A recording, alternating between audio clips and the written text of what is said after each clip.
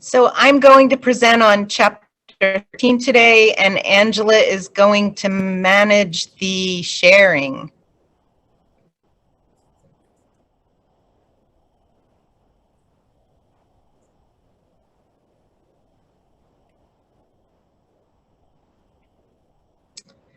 So looking at this particular chapter,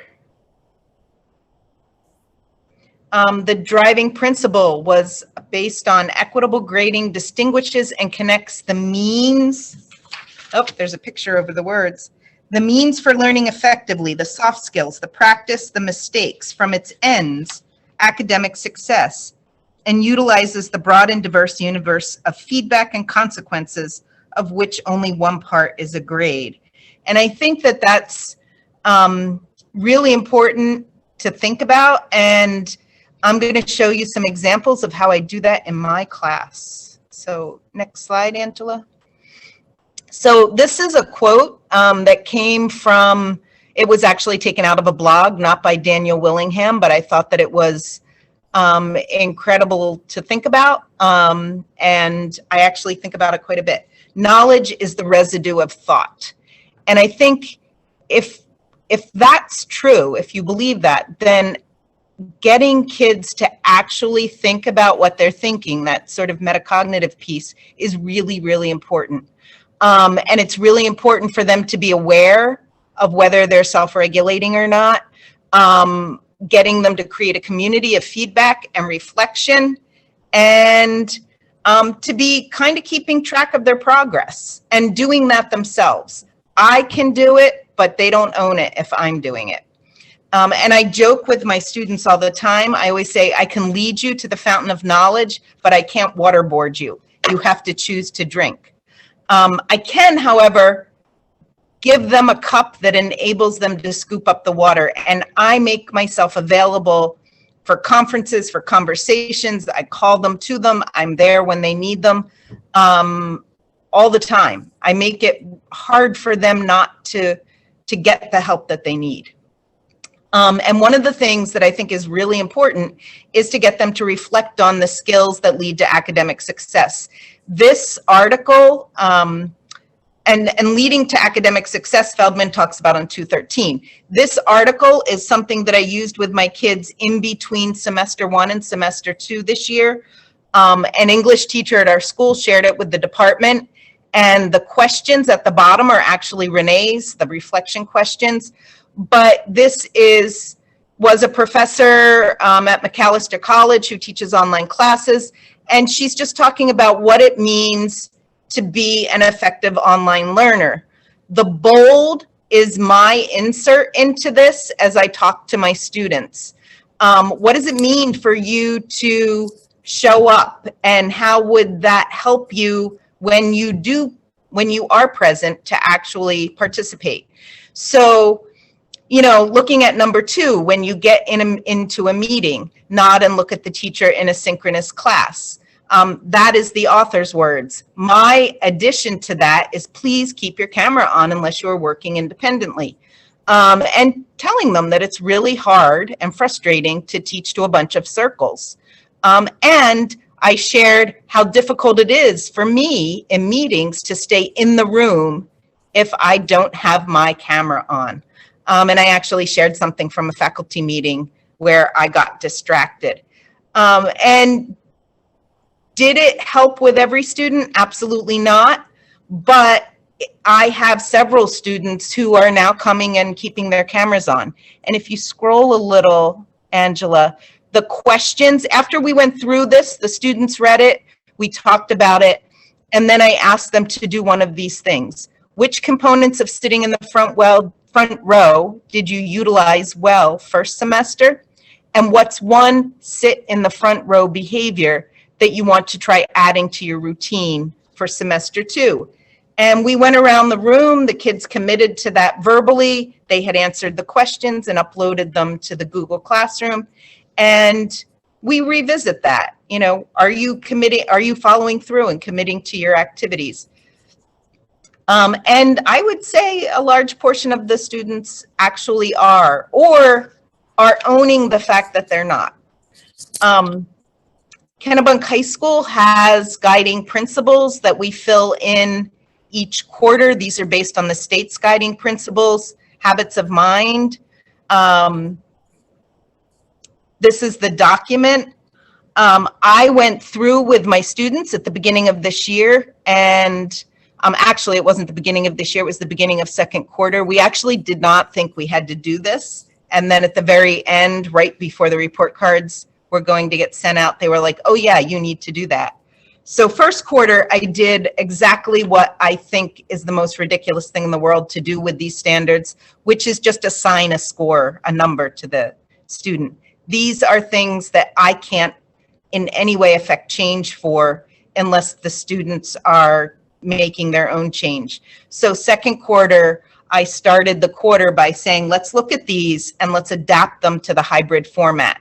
So we added breakout groups, we added emails when necessary to explain a need or ask a question. For a self-directed and lifelong learner, stays on task and doesn't goof off, especially when online. Just getting the kids to sort of think through, how does this new format change the way you might have to think about what you do? Maybe what you do isn't what you've always done, needs to be changed up for this format. So navigates, I talked about this one, navigates between what is personally and externally meaningful when you're sitting home and there's something more interesting happening on another tab. Just putting it out there so the kids have a chance to think about the choices that they're making. So if you go back, Angela, I want to talk about some of the bullets on the main slide.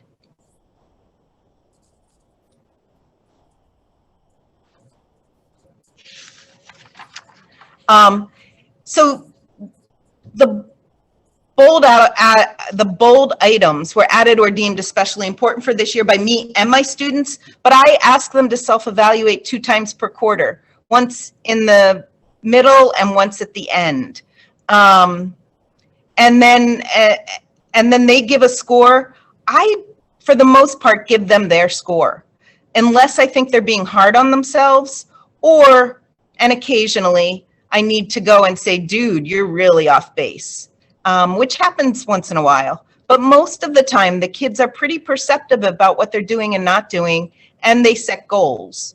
You know, we're not tracking the goals, whether they're achieving them, but they're thinking about their behaviors. So, okay, next slide.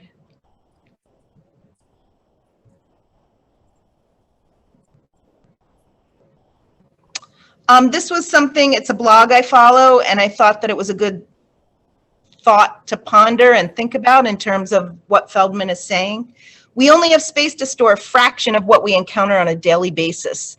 The test for which information gets admitted into the halls of memory is how much attention we pay to that information.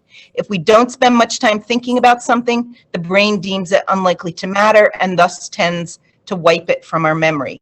On the other hand, if we do spend time thinking about something, it's probably worth remembering, and thus begins the process of learning.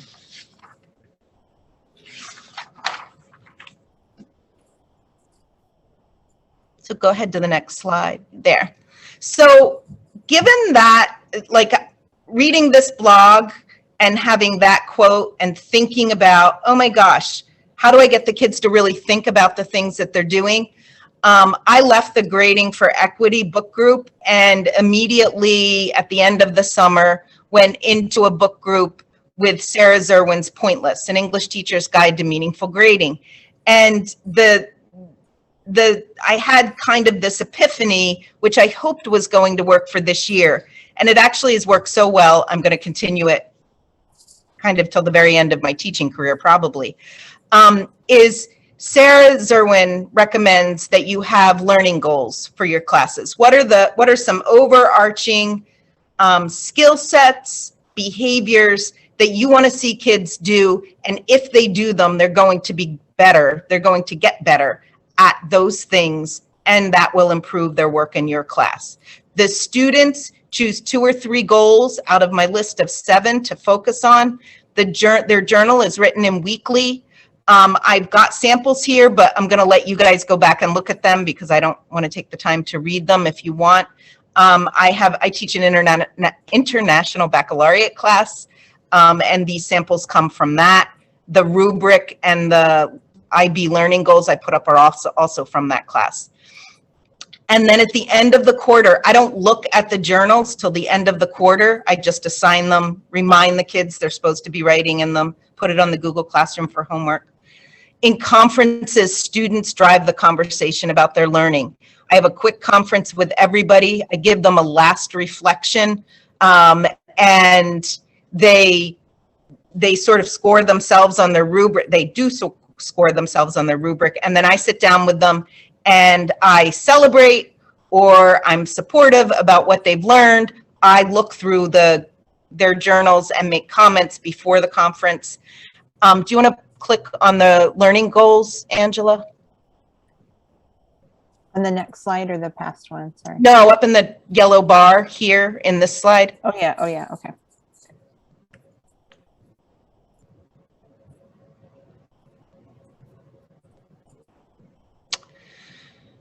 So for this class, I've got, these are just simply things that if you're doing these, you're going to be better at the class. And the first one really has nothing to do with the class. It's just that the students read a diverse range of fiction and nonfiction that reaches beyond what's assigned in class. This may include novels and nonfiction books, but they all got a subscription to the New York Times this year. I encourage them to read articles. We talked about how to access the Washington Post, long-form journalism, and then they write a reflection that connects the reading that they've been doing with their perspective. Maybe they can apply some of the skills from class, writer's craft or text type contributions to the genre, whatever. I just want them thinking and reading. The second one is really about craft, style, and content, and that's completely what we do in class. So they can use assignments for that one. The third is read to analyze, looking for ways that text persuades or moves the reader emotionally. Not that different from number 2, but just a kind of different angle.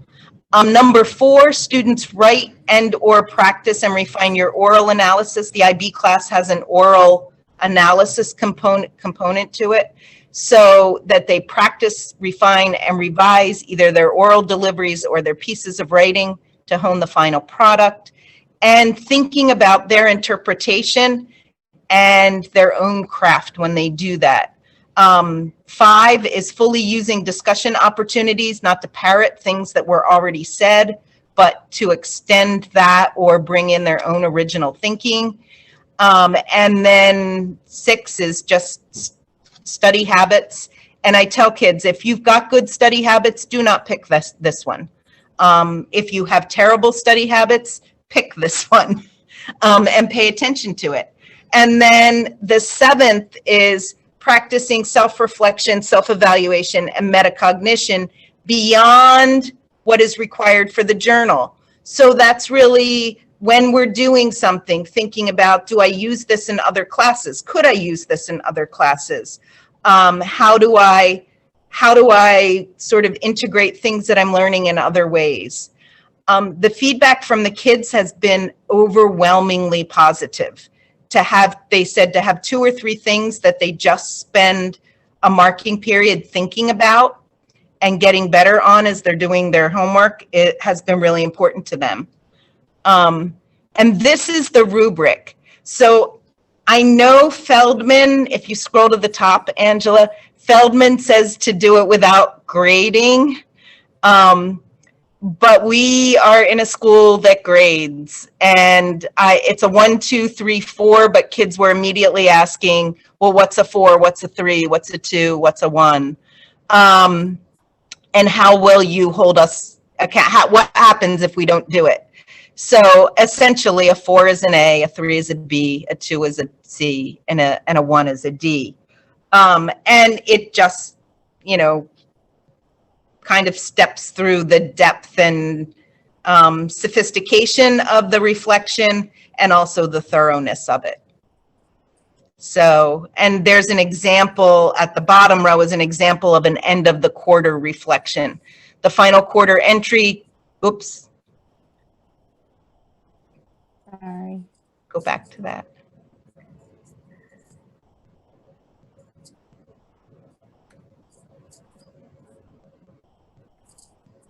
The final quarter entry contains an insightful reflective summative that answers not only the questions posed, so I had put a couple of questions up for the quarter, but also answers what did I learn this quarter and how does this learning apply not only in English, but in other areas of my life. I wanted kids to see that English skills, Alberto, it really depends. I tell the kids, you know, you're in the B range. It's a soft and fuzzy grade. It's not a clear thing. If you did it well, I might give you a B+. Most of the time, I gave kids an A, a B, a C, or a D.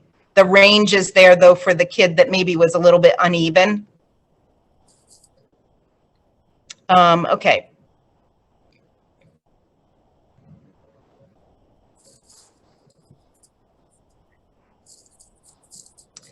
The other thing that I have used successfully with students, and this came up in the last session in our breakout group, but is the 1 point rubric. And it's used in the project that I'm going to show.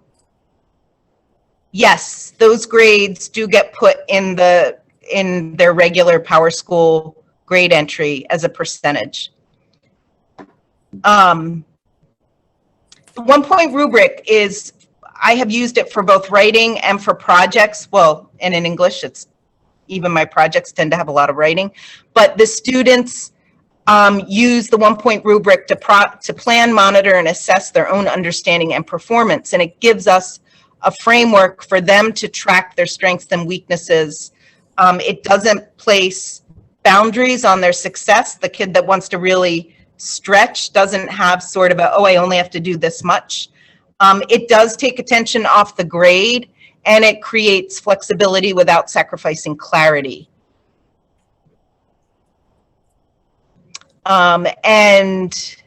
This was a particular project where I asked, it was seniors, they're on grade level seniors, and the project was that they had to gather information, do some research, and present it to a specific audience for a specific purpose. We had been working on the rhetorical situation. And Ilona's zine, I had some kids that didn't want to do papers, and it didn't have to be a paper. But on some of these kids, I needed to know how to sort of set a bar for them. So these were students who made the rubric with me. And this is their sort of bar that they set for themselves. The zine will be a creative document that represents the voices of a marginalized community. It will showcase artists' lives and work, and in doing so, make an argument about the value of their voices.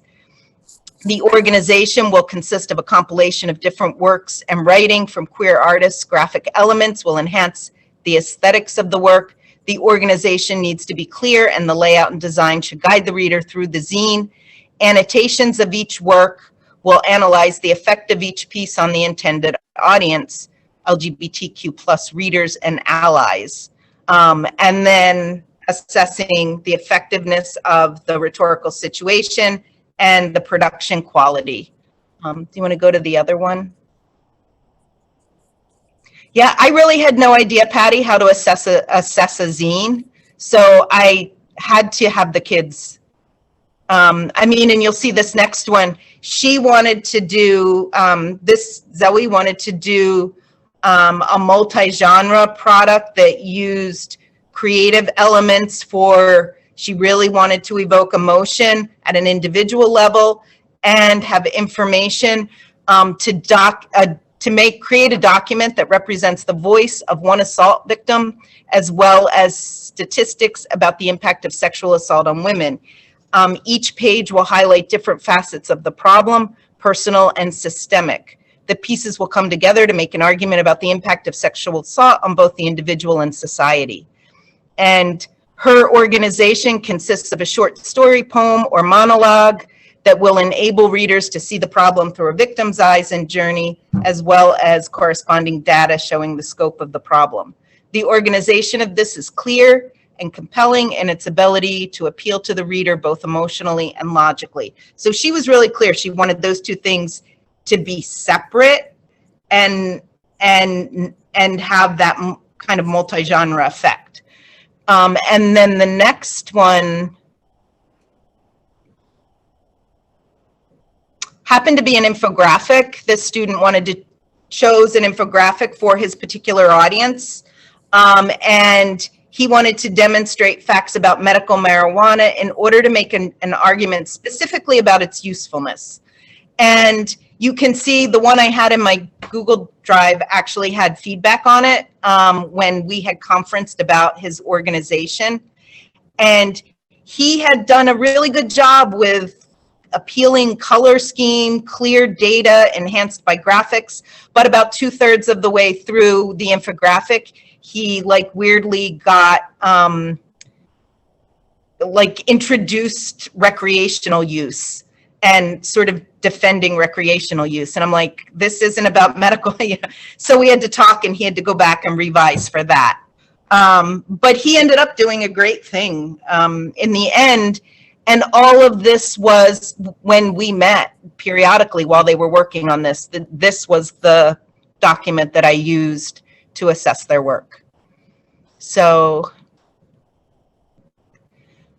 I think that's some examples of how in my class I try to involve the students. I try to give them lots of opportunities to own what they're doing and reflect on it and do some self-assessment.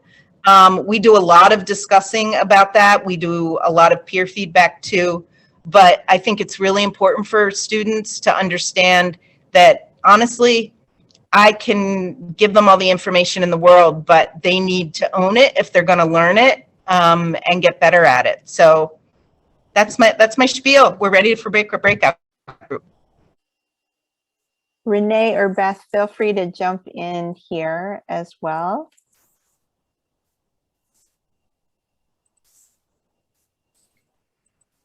I'm happy to jump in. So we just wanted to kind of give a little bit of a takeaway, just a snapshot of one thing from each of the chapters as we kind of close out and prepare for our last meeting. I think Morgan and Patty are going to talk a little bit more about that. But when we thought about the practices that motivate students and offer them hope, we tried to think of one thing from each of the chapters that resonated with us as presenters and through our conversations during our last meeting. And we thought that increasing clarity is a really important piece for motivating students and offering them hope, asking ourselves what's expected of the student and how do they demonstrate their learning. Building a learning community, how do we give feedback and facilitate and empower students to have agency in their own learning, and then offering students ongoing chances to demonstrate their learning. How do we, give grace, build up, support, inspire as often as we can through our practices as teachers? And how can we encourage learning from mistakes and provide redos and retakes? We just, in my breakout group, had a really interesting conversation about building that community of feedback and the differences that teachers may experience in a math or a science class, for example, in comparison to working with students on theater or as writers of literary or rhetorical analysis, and sometimes that looks a little different in the discipline. So how can we kind of change that experience a little bit with some of our intentional practices that we build into our work? Thank you, Renee. Yeah. So we want to go back to that for a final breakout session, and this one will be pretty short. We had planned for just a 10-minute check-in, and we'd hope everyone come back to that question of which one equitable grading practice are you interested in really focusing on trying in your own practice, in your own position, in your own place. And how might you plan for this in your school or in your classroom? And, you know, along with that, what else might you need to know? I heard a lot of people sort of crossing over like things that you want to look at more that anyone has presented throughout the whole study. And we just love to give people a chance to say, I'm going to focus on this. I want to learn more about this. So we will head into those breakout groups, Morgan, for just thank you. And thank you everybody within those groups. Renee and Beth, I don't know that we have anything else other than a huge thank you for the level of engagement. I think maybe 10 minutes could have been longer that last session. We were just kind of rolling up our sleeves, right? But I'm glad for anyone who has any contributions here. Otherwise, I will just say thanks and we can wrap it up and